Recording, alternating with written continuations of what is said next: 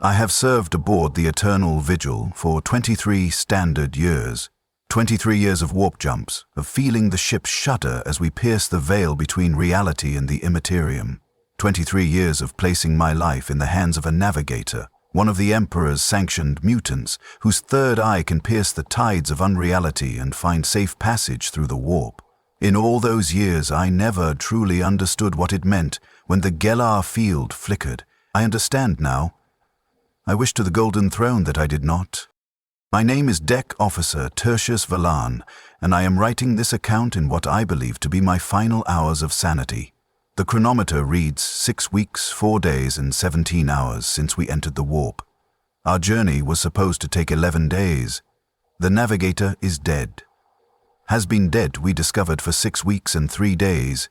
Yet he still navigates. Yet we still move through the warp. Yet something pilots us toward a destination I cannot fathom and dare not imagine.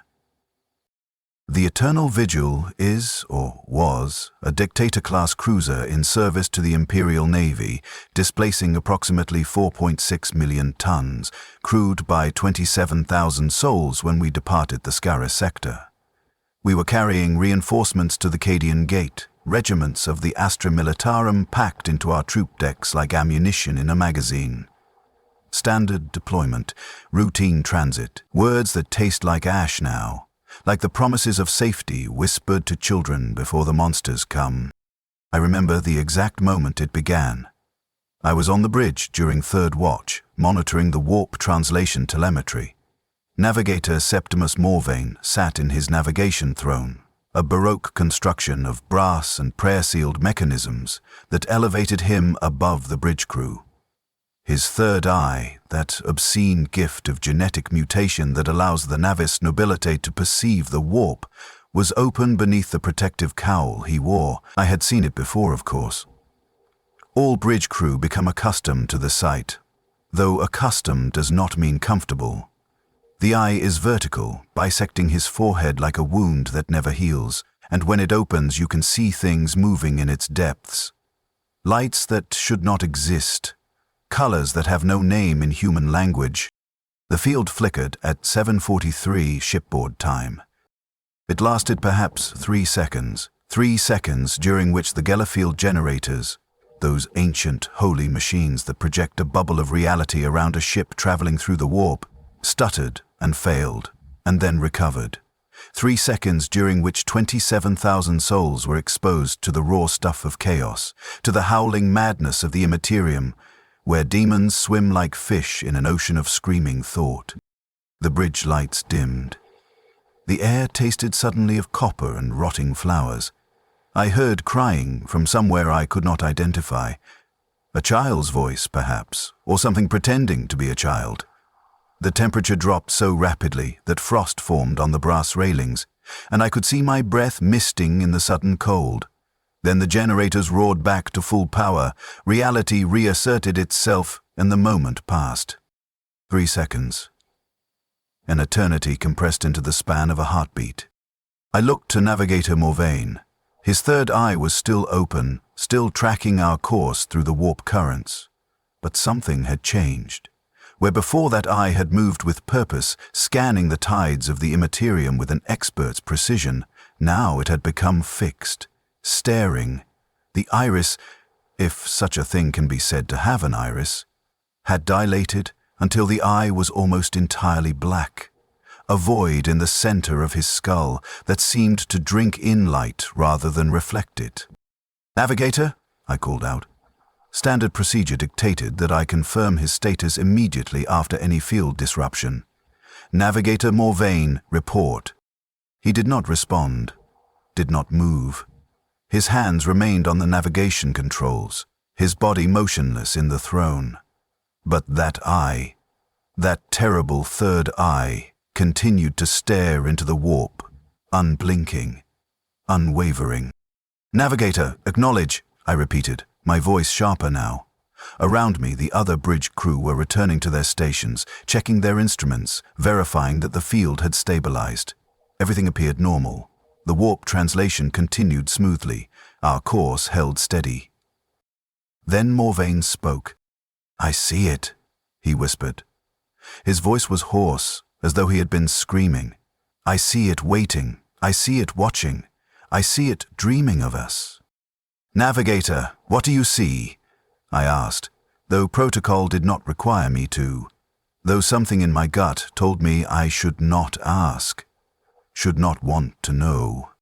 He turned his head toward me, slowly, too slowly, as though his neck muscles had forgotten their purpose.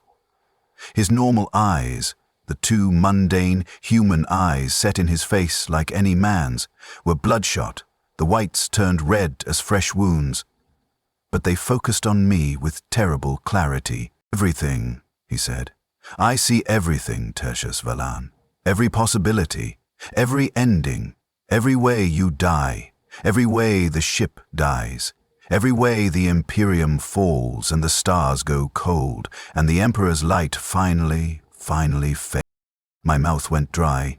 Around me I heard the other bridge crew shifting uncomfortably. Ensign Markova at the communications station whispered a prayer to the Emperor. Tactical Officer Grent touched the Aquila hanging from his neck. Secure the Navigator, I ordered. Medical team to the bridge immediately. But Morvain laughed. It was a sound like breaking glass, sharp and wrong. You cannot secure what has already been opened, Tertius. You cannot heal what has been touched by infinite possibility. The field flickered. Do you understand what that means? Do you comprehend the enormity of what occurred in those 3 seconds? He rose from his throne. I had never seen a navigator stand during warp translation. They are bound to their thrones by sacred duty and neural interface cables that connect them directly to the ship's navigation systems. Standing during active translation was not merely against protocol, it was physically impossible. The neural connections alone should have prevented it. Yet he stood.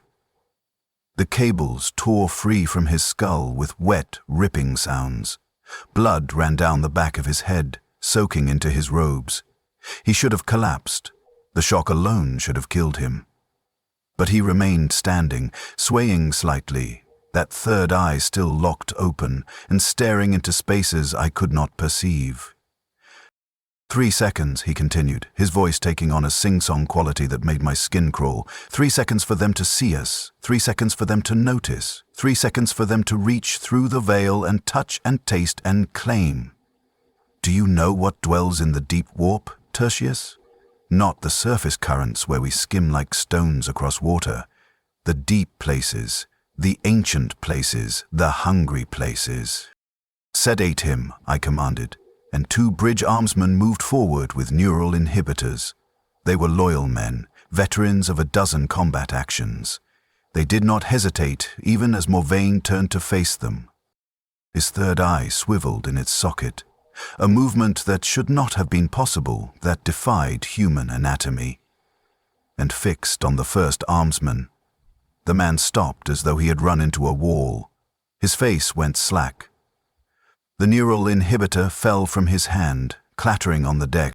You will die screaming in the dark, Morvain told him conversationally. You will die when something wearing your captain's face tells you to open the bulkhead. You will die believing you are following orders. You will die not understanding that the orders are coming from inside your own head, planted there by something that learned to mimic human thought during those 3 seconds of exposure. The armsman began to shake. Tremors ran through his body, increasing in intensity until his teeth rattled in his skull. Then he collapsed, convulsing, foam bubbling from his lips. The second armsman fired. A neural stunner, non-lethal, designed to override the nervous system and induce immediate unconsciousness. The crackling bolt struck Morvain directly in the chest. He did not fall, did not even flinch. He looked down at the scorch mark on his robes with what might have been curiosity. Do you think it cares about electricity? He asked. Do you think it cares about flesh and nerve and synapse? It is not limited by such things. It has worn the skin of stars. It has dreamed in the spaces between moments, and now his third eye fixed on me again, and I felt something vast and terrible turn its attention in my direction. Now It wears Septimus Morvain, and it will navigate us exactly where we need to go. Kill him, I ordered. It was perhaps the hardest command I have ever given. Navigators are sacred. They are protected by ancient law and imperial decree. To kill a navigator is heresy of the highest order. But I saw something in that third eye, something that was not human, not sane, not of this reality, and I knew that whatever stood before us was no longer Septimus Morvain. The second armsman drew his las pistol. His hand shook, but he aimed and fired. The las bolt burned through Morvain's shoulder, cutting through flesh and bone, leaving a cauterized wound. Blood should have sprayed. He should have fallen. But he simply turned and walked back to his navigation throne, trailing blood and burnt tissue, and sat down. "You cannot kill what guides you," he said. "Kill me, and you drift forever in the warp. Kill me, and the Gellerfield fails within 6 hours as the generators lose synchronization. Kill me, and 27,000 souls are claimed by the things that swim in the deep currents. So you will not kill me, Tertius Velan. You will watch. You will observe. You will document. And when we arrive at our destination, you will understand that there are worse things than death in the service of the Emperor." He closed his 2 normal eyes, but the third eye remained open, staring into the warp, and his hands moved across the navigation controls with inhuman precision. I ordered the bridge sealed. I ordered armed guards posted. I sent for the ship's confessor and the master of astropaths, though I knew even then that there was nothing prayer or psychic communication could do for us. We were in the warp. We were beyond help. We could only continue forward, following the navigation of a dead man, piloted by something that had noticed us during a 3-second flicker of failed reality. That was 6 weeks and 4 days ago. And this is how it began. The ship changed in ways that were subtle at first, small things, barely noticeable if you did not know what to look for. But I had served aboard the Eternal Vigil for 23 years. I knew her sounds, her rhythms, the particular groan of her hull under warp stress, the precise tone of her reactor hum. I knew when something was wrong even before the instruments could tell me. On the 3rd day after the field flicker, Deckhand Torvus failed to report for his shift. A minor incident, normally. Crew members occasionally overslept or fell ill, but when the shift supervisor went to Torvus's berth to rouse him, he found the man sitting on his bunk, staring at the wall. The supervisor reported that Torvus would not respond to questions, would not acknowledge his presence, simply sat and stared with wide, unblinking eyes at the bare metal bulkhead. The medical team took him to the infirmary. They found nothing physically wrong. No trauma, no illness, no neurological damage that their instruments could detect.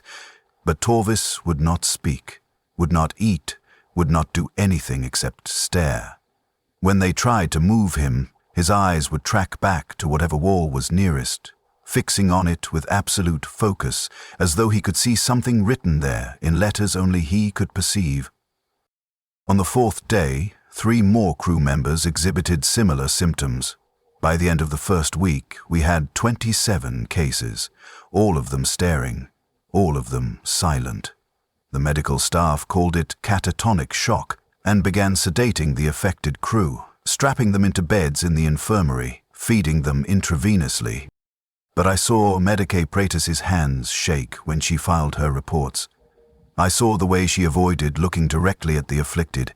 I saw her increase her own medication, the stimulants she took to stay alert during long shifts, the sedatives she took to sleep. She knew, I think. On some level, she understood that this was not a medical condition, not something that could be cured with drugs or surgery or prayer. Navigator Morvain remained on the bridge. He never left his throne, never ate, never drank, never slept. His third eye stayed open, tracking our course through the warp with unnatural precision. The wound in his shoulder from the armsman's lasebolt had not healed, but neither had it worsened. It simply remained, a blackened hole in his flesh that should have been infected, should have been fatal, but persisted in a state of arrested decay. He spoke occasionally. Observations about our course mostly. Cryptic statements about warp currents and tidal forces.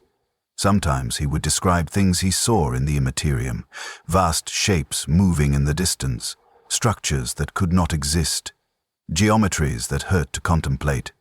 The bridge crew learned not to listen, learned to focus on their instruments and ignore the navigator's whispered commentary on impossibilities. But then he began to describe the ship. "The crew quarters on Deck 17 are dreaming," he said on the 9th day. His voice was conversational, almost pleasant. "They are all asleep, but they are not resting. They are dreaming the same dream." "Would you like to know what they dream about, Tertius?" I did not answer. I had learned that answering only encouraged him. "They dream about the walls," he continued anyway. "They dream that the walls are thinner than they appear, that if they press hard enough they can push through. Some of them have begun testing this theory while awake. They press their hands against the bulkheads and feel them yield, just slightly, just enough to suggest possibility. Soon they will press harder. Soon they will discover that the walls are not metal at all, but something softer, something that remembers what it was before it became part of the ship, something that wants to return to that earlier state." I sent a security team to Deck 17. They found nothing unusual. Crew going about their duties, sleeping in their shifts, maintaining the ship's systems. When questioned, none reported strange dreams or unusual behavior. The security chief marked it as a false alarm and returned to his duties. But I noticed that he posted extra guards on Deck 17, just in case. The whispers began on the 12th day. I was in my quarters, attempting to sleep. Sleep had become difficult. Every time I closed my eyes, I felt as though I was falling, plunging through infinite darkness towards something vast and patient and hungry. I would jolt awake, heart racing, certain that I had been asleep for hours, only to find that mere minutes had passed. That night, though night and day had little meaning in the warp, I still thought of my rest period as night. I heard voices. Faint at first, barely audible over the ship's ambient noise. Whispers in a language I did not recognize, rising and falling in rhythms that suggested conversation. I sat up, listening. The voices seemed to come from everywhere and nowhere, from the walls themselves, from the air, from inside my own head. I activated the Vox link to the bridge. "This is Deck Officer Valond. Do we have an open communication channel? I'm hearing transmissions." There was a pause. Then Ensign Markova's voice, strained and tired. "Negative, sir. All channels are secured. No incoming or outgoing transmissions." "I'm hearing voices, Ensign." Another pause. Longer this time. When she spoke again, her voice was quieter. "So am I, sir. So is everyone on the bridge. We've been hearing them for the past 3 hours." I felt something cold settle in my stomach. "Has anyone determined the source?" "Navigate Morvain says they're coming from outside the ship," Markova replied. "From the warp itself. He says they've been following us since the field flicker, getting closer, learning our language. He says—" She hesitated, and I heard the fear in her voice. "He says they're practicing." "Practicing for what?" "Hell didn't say, sir." I returned to the bridge. All personnel were at their stations, but I could see the strain on their faces. The whispers were louder here, more distinct, though still incomprehensible. They rose and fell in waves, sometimes seeming almost like human speech, other times degrading into static or sounds that no human throat could produce.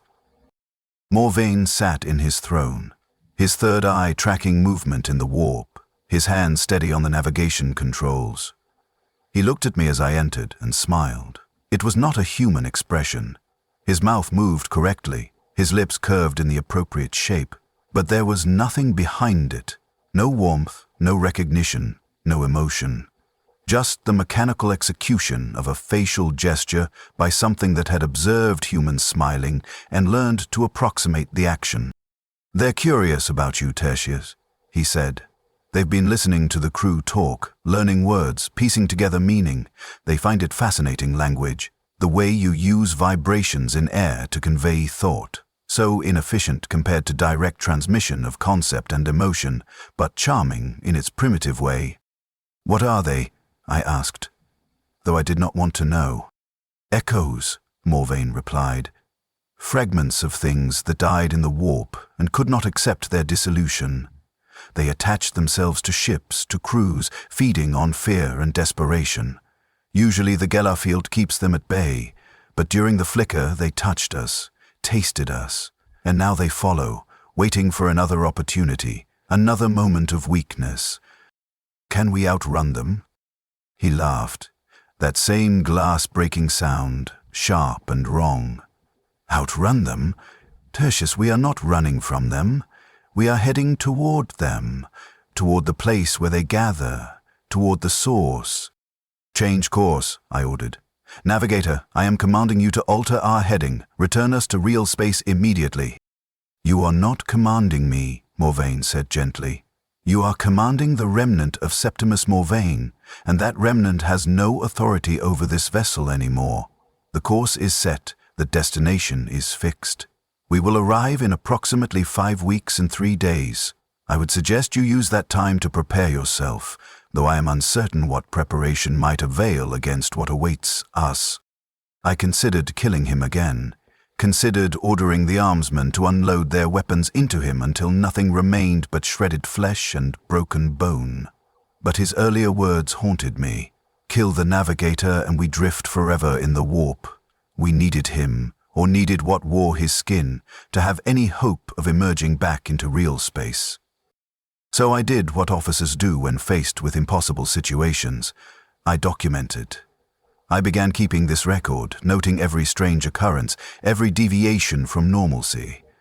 As though by writing it down, I could impose order on the chaos, could create a framework of logic around the illogical. The whispers continued. They grew louder over the following days, more distinct. By the end of the second week, you could make out individual words, not in Gothic, not in any language I recognized, but occasionally a word would surface that seemed almost familiar, like a dialect of something I had once known. And the crew began to answer. It started with deckhand Marius. He was found in the lower engineering spaces, speaking to the wall. When questioned, he said he was having a conversation with his mother, who had died in a manufactorum accident when he was 12 years old. He said she was inside the wall, that she had been there all along, that she had things to tell him, important things, things he needed to know. The engineering supervisor brought him to my attention. I interviewed Marius personally. He seemed lucid, rational. He could perform his duties adequately. But when I asked him about his mother, his eyes took on a distant quality. She's been trapped, he told me. Trapped in the spaces between things. The walls, the floors, the gaps in reality where the ship exists and doesn't exist at the same time. She says there are others with her, thousands of others. All the people who died aboard this ship over the centuries of its service. They're still here, sir.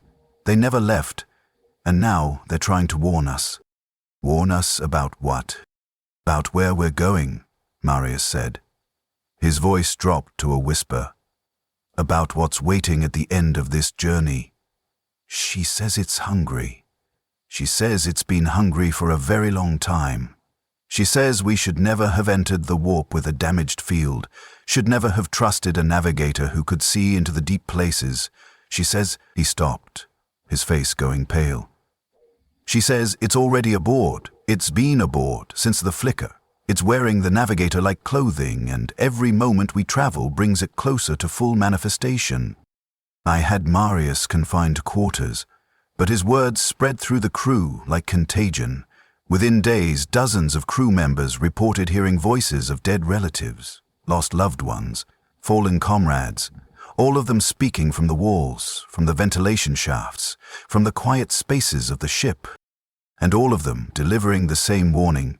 We were being guided to something terrible, something patient, something that had arranged this entire sequence of events. the field flicker, the navigator's position, our continued journey through the warp, for a purpose we could not yet comprehend. On the 21st day, the first crew member disappeared. Gunnery Sergeant Thorne was a 30-year veteran of the Imperial Navy. He had fought in the Gothic War, survived 3 ship-to-ship engagements, and bore scars from boarding actions across a dozen sectors. He was not a man prone to fear or imagination. He was solid, reliable, the kind of soldier you wanted at your back when reality started to fray. He vanished from a sealed corridor on Deck 9 while conducting a routine patrol. His squad consisted of 4 men. They were walking a standard security route, checking bulkheads, verifying sealed sections, ensuring no breaches in the ship's integrity. According to the testimony of the surviving 3 men, Sergeant Thorne was walking point, approximately 10 meters ahead of the main group. They turned a corner, and he was gone. Not murdered, not dragged away, simply absent, as though he had ceased to exist in the space between one moment and the next. The corridor was sealed at both ends. There were no side passages, no hatches, no rooms, just a straight length of metal passage with nowhere to go and nowhere to hide. But Thorne was gone, and in his place, on the deck where he should have been standing, was a pool of water. Water. Aboard a ship where every drop of liquid is recycled and accounted for, where condensation is captured and processed, where even the crew's sweat is reclaimed by the environmental systems. A pool of water, clear and cold, that smelled of salt and something else, something organic, something rotten. I ordered the corridor sealed and examined personally. The water was analyzed in the ship's laboratory. The results made no sense. The chemical composition matched seawater from Terra's ancient oceans, water that had not existed in its natural state for thousands of years, water that carried trace minerals and organisms that should have been extinct. But more disturbing than the composition was what the water contained. When viewed under magnification, the laboratory technician discovered microscopic structures. Not organisms, not crystalline formations, structures. Geometric patterns that repeated at every scale. Fractal architectures that seemed to fold in on themselves in ways that suggested more than 3 dimensions. The technician who examined them most closely developed a severe headache that progressed to total blindness within 6 hours. He claimed he could still see, but only shapes that existed adjacent to normal space, only patterns that hurt to perceive. We sedated him and confined him to the medical bay with the others who had succumbed to staring sickness. Sergeant Thorne was never found, but over the following week, 7 more crew members vanished under similar circumstances, all from sealed areas, all leaving behind pools of that strange water, all disappearing between one heartbeat and the next, observed by witnesses who could not explain what had happened. The crew's morale, already fragile, began to collapse. People refused to walk alone. They moved in groups, watching each other constantly, terrified that if they looked away for even a moment, their companions might simply cease to be. Work efficiency dropped. Systems went unmaintained. Small failures began to cascade into larger problems. And Navigator Morvain continued to guide us deeper into the warp, his third eye unblinking, his hands steady on controls that commanded a ship increasingly populated by fear and madness. I confronted him on the 28th day. "Where are they going?" I demanded. "The crew who disappear, what's happening to them?" He considered the question with that same unsettling calm he had exhibited since the possession began. "They are being translated," he said finally, "moved from one state of existence to another. The walls between realities are thin aboard this ship now. Thinner every day as we approach the deep currents. Some crew members are permeable, susceptible to transition. They slip through without meaning to, drawn by forces they cannot perceive. Can they be recovered? Recovered implies they are lost. They are not lost, Tertius. They are exactly where they are meant to be, where they have always been meant to be. The universe is not linear, you see. Cause and effect are constructs of limited perception. These crew members did not disappear in this moment. They were always going to disappear in this moment. The pattern was set long before the ship ever launched, before they were born, before the Imperium rose from old night. We are simply following the paths that were laid out in the architecture of space and time. That's insane, I said. Insanity is another construct of limited perception. Morvain replied, you think of reality as fixed, stable, governed by laws of physics and causality. But reality is fluid, Tertius, especially here, in the warp, where thought and matter are the same substance. Your crew members have not disappeared. They have simply become more fluid than you. Given time, you will join them. Everyone aboard this ship will join them, blending together into a singular consciousness that transcends individual identity. It will be, in its own way, beautiful. I wanted to kill him then. Wanted to draw my service pistol and put a bullet through his third eye, consequences be damned. But I saw the armsmen watching, saw the fear in their eyes, and knew that if I killed the Navigator, I would lose whatever fragile control I still maintained over the crew. They would panic, they would riot. The ship would tear itself apart from the inside long before the warp consumed us. So I returned to my documentation. I recorded names, times, locations of disappearances. I created charts and graphs, attempting to find patterns, predict who might be next. It was useless, of course. The disappearances followed no logic I could discern. They took young and old, veteran and recruit, the devout and the skeptical with equal randomness.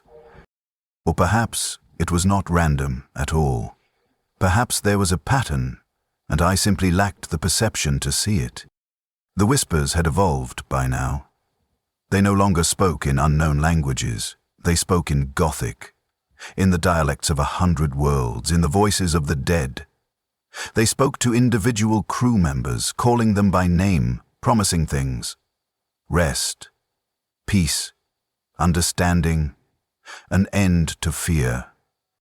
Some crew members followed those voices into the walls. I witnessed it myself on the 33rd day. I was conducting an inspection of the port battery when I saw gunnery rating Kellen press her hand against a bulkhead. The metal yielded beneath her touch like soft clay, her fingers sinking into it up to the knuckle. She should have screamed, should have pulled away. Instead, she leaned closer, pressing her face against the wall, whispering to something on the other side.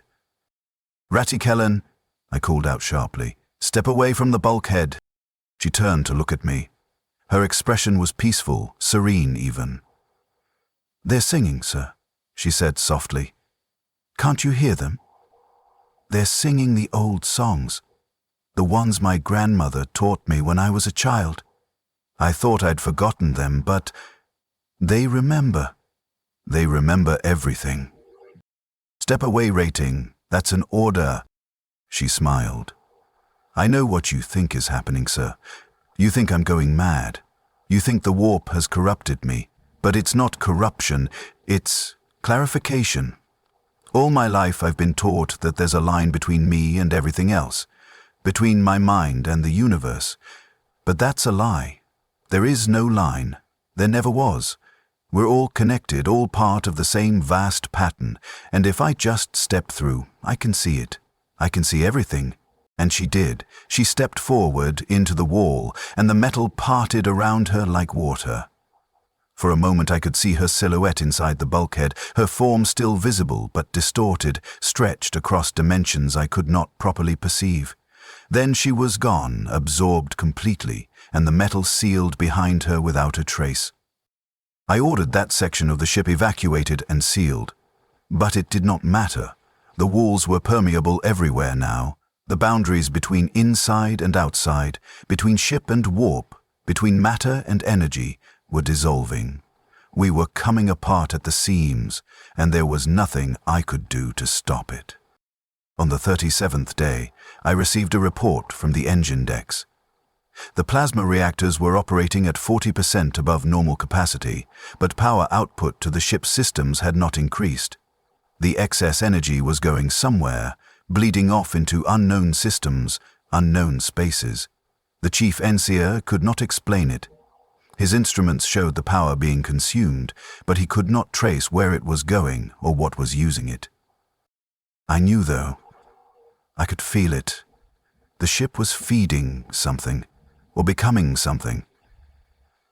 Every day we traveled, every moment we spent in the warp under Morvaine's guidance, we were transforming into something other than what we had been, and we were running out of time to stop it. On the 42nd day of our journey, Confessor Malthius summoned me to the ship's chapel. I found him standing before the altar, his face grey and haggard, his hands shaking as he clutched a rosarius depicting the Emperor's Aquila. "It's gone," he said without preamble when I entered. "What's gone, Confessor?" "The Emperor's light." His voice was hollow, defeated. I can no longer feel his presence. I pray, and my prayers echo in emptiness. I invoke his name, and nothing answers.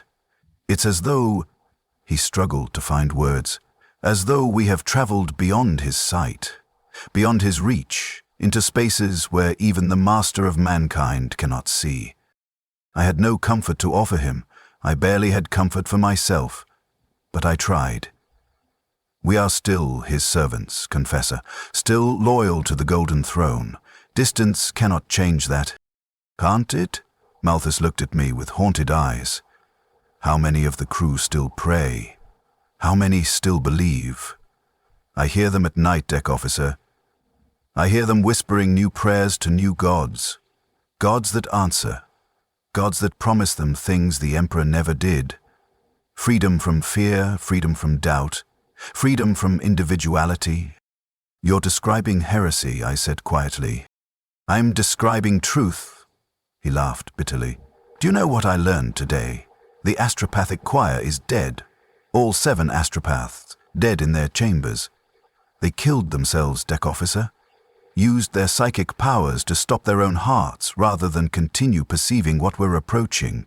The last one left a message, scrawled on the wall in his own blood. It sees us. It has always seen us.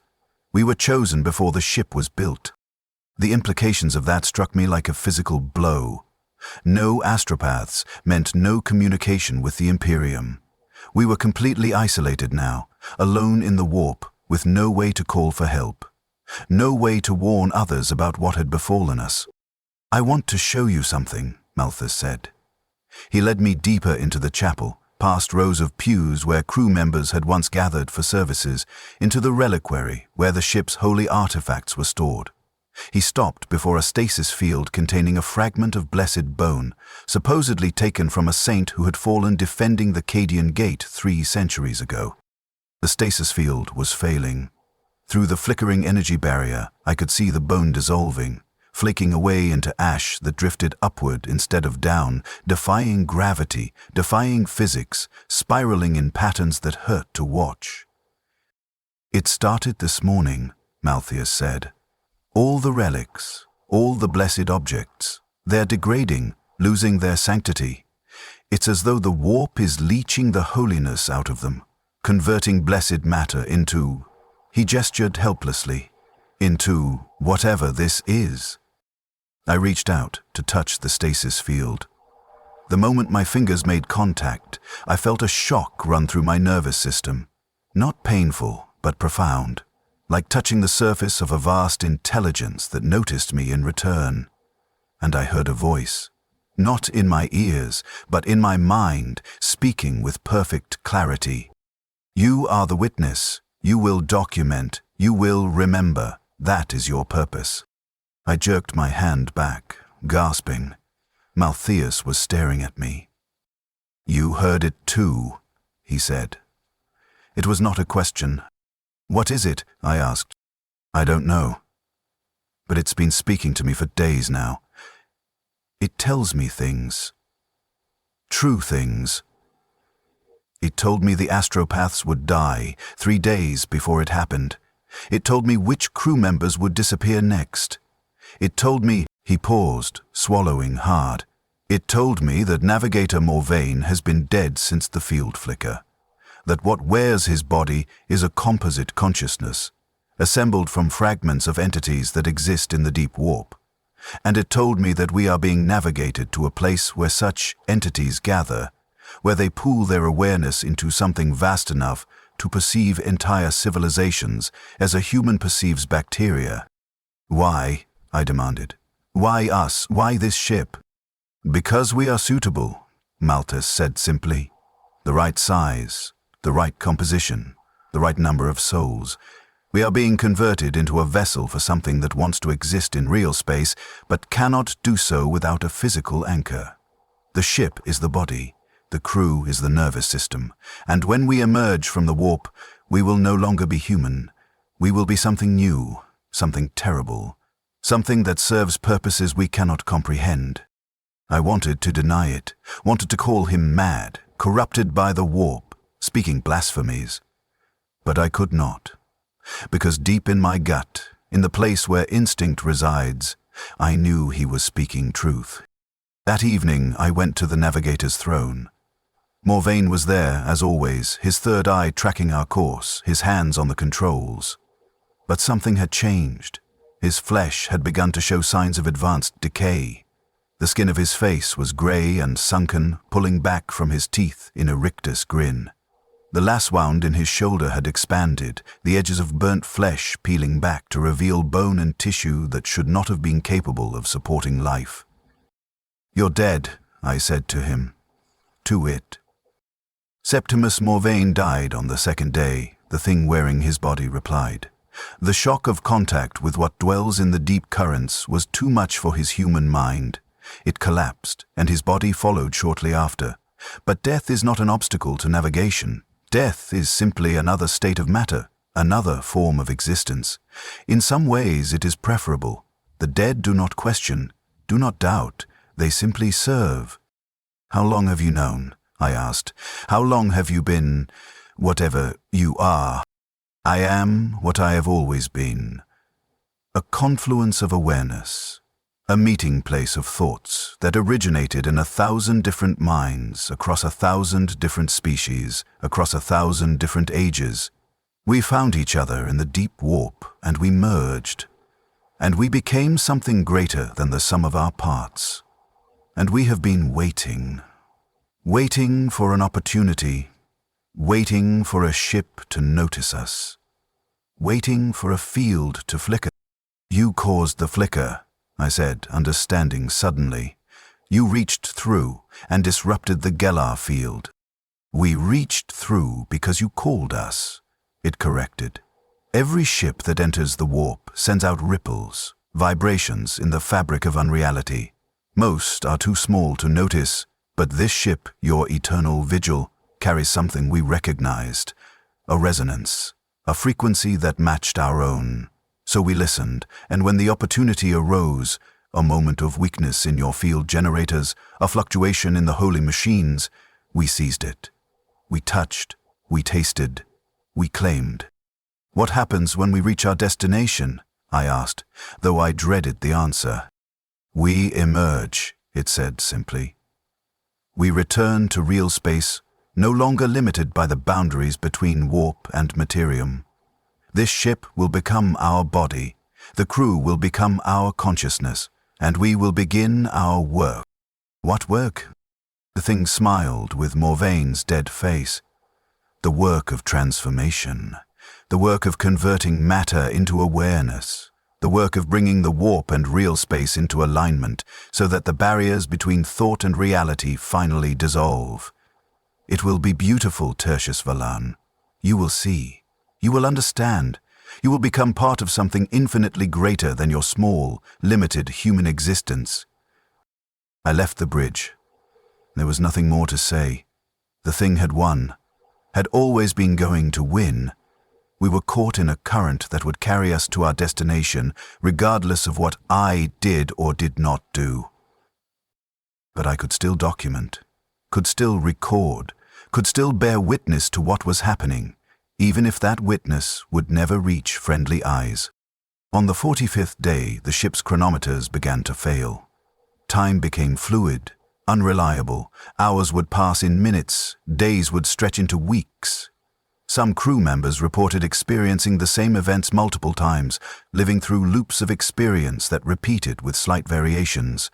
Others claimed to remember futures that had not yet happened, or pasts that contradicted the official ship's logs. And through it all, we continued to travel deeper into the warp, guided by a corpse that should not have been able to move, should not have been able to think, should not have been able to navigate. But it did all those things, with precision and purpose, carrying us toward something I could feel waiting in the darkness ahead. Something vast, something patient, something hungry. We translated back to real space on what the ship's chronometer indicated was the 46th day of our journey, though subjective time had become so distorted that I could not be certain. It might have been longer, it might have been shorter. Time had ceased to be a reliable measurement of anything. The transition itself was wrong. A proper warp translation is violent.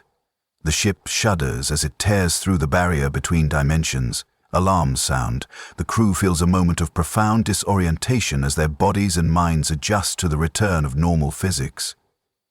This translation was smooth, gentle almost, as though we were not returning to reality, but rather, reality was adjusting itself to accommodate us.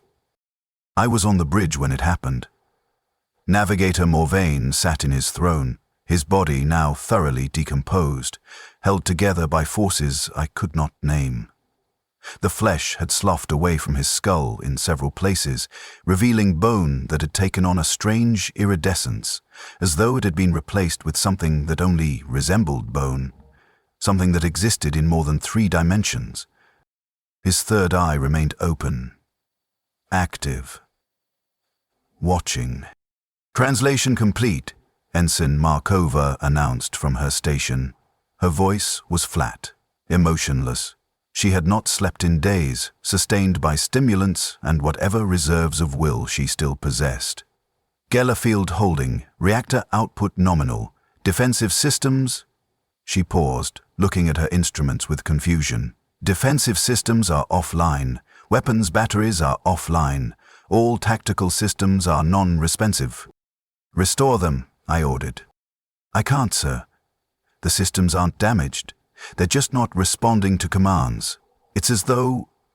She struggled to articulate it. As though they're waiting for different commands, from a different source. I looked at the main view screen, at the starfield displayed there, and felt my blood turn to ice. The stars were wrong. Not just displaced or distorted, fundamentally wrong. They moved in patterns that defied orbital mechanics, clustering and dispersing in rhythms that suggested purpose rather than physics.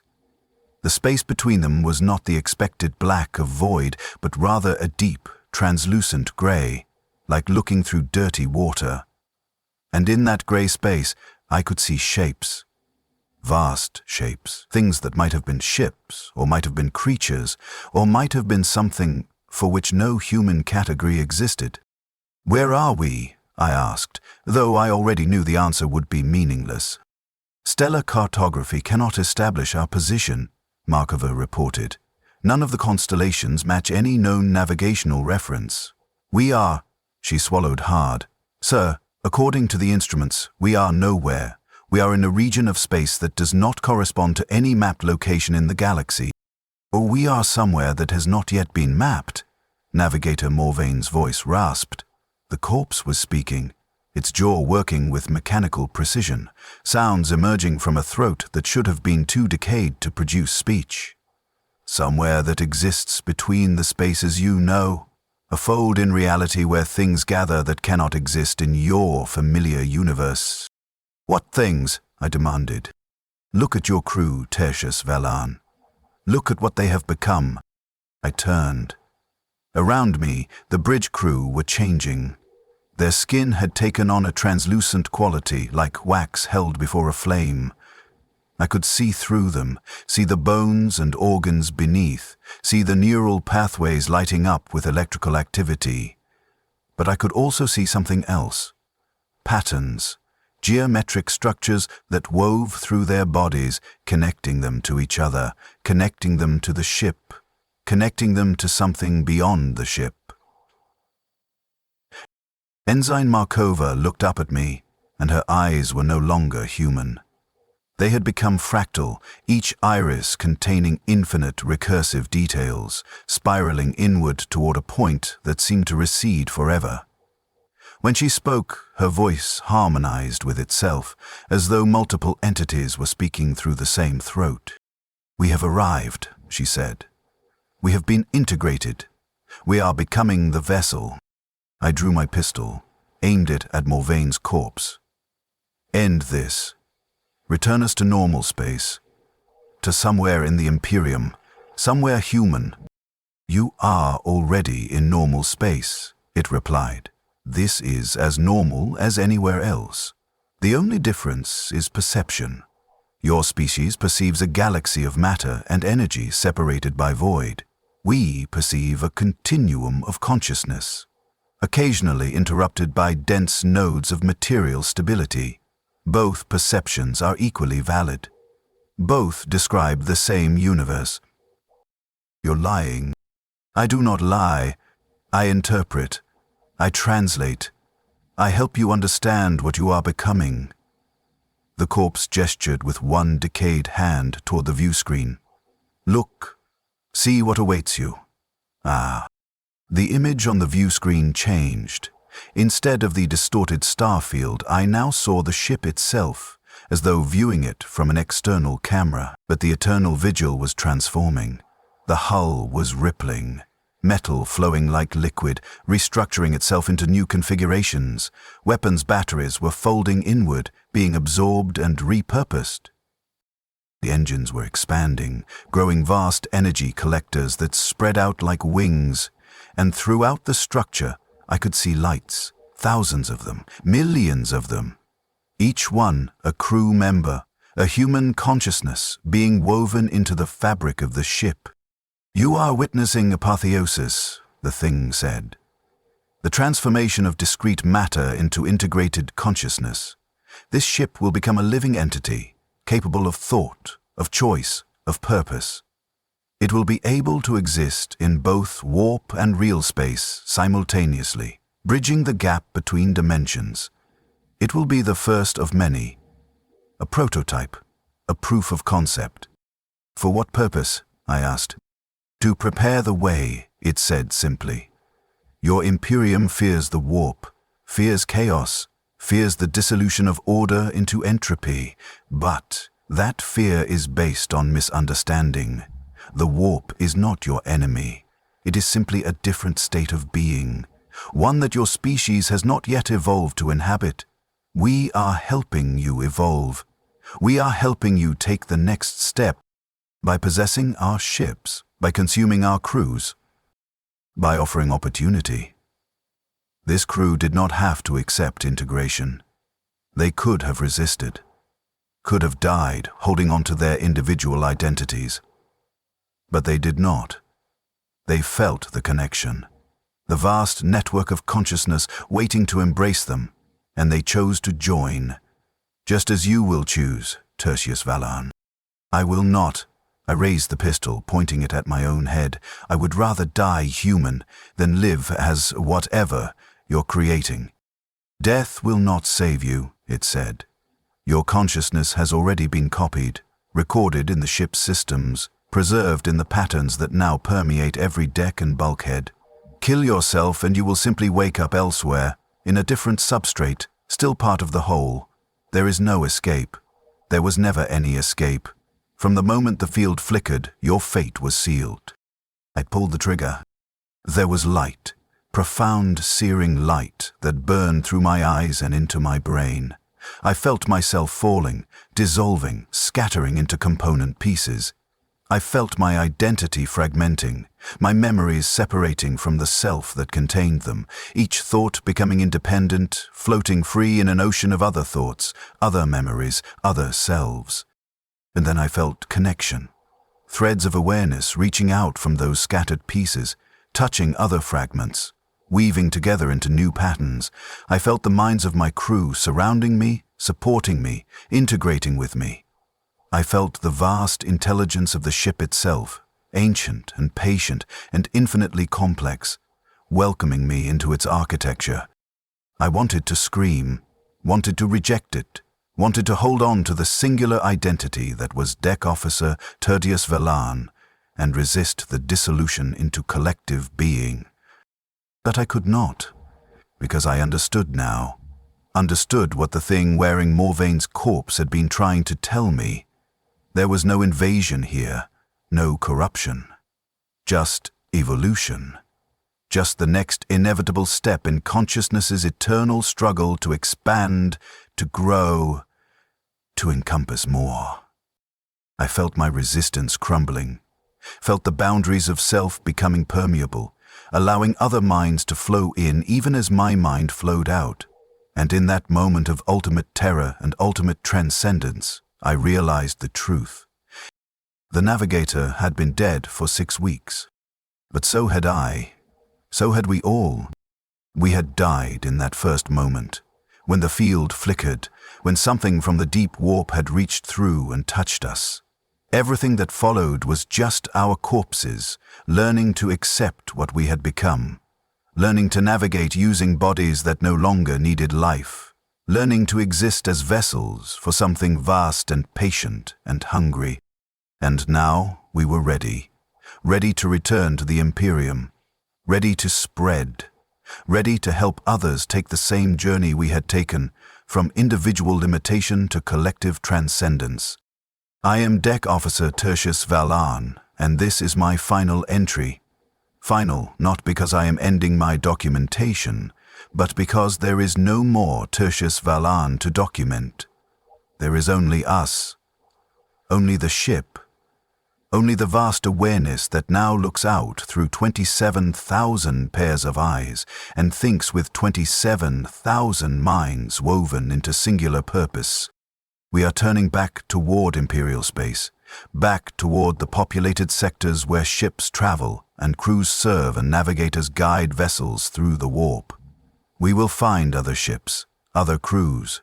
We will flicker their Geller fields. We will offer them the same gift we were given, and they will accept. They always accept.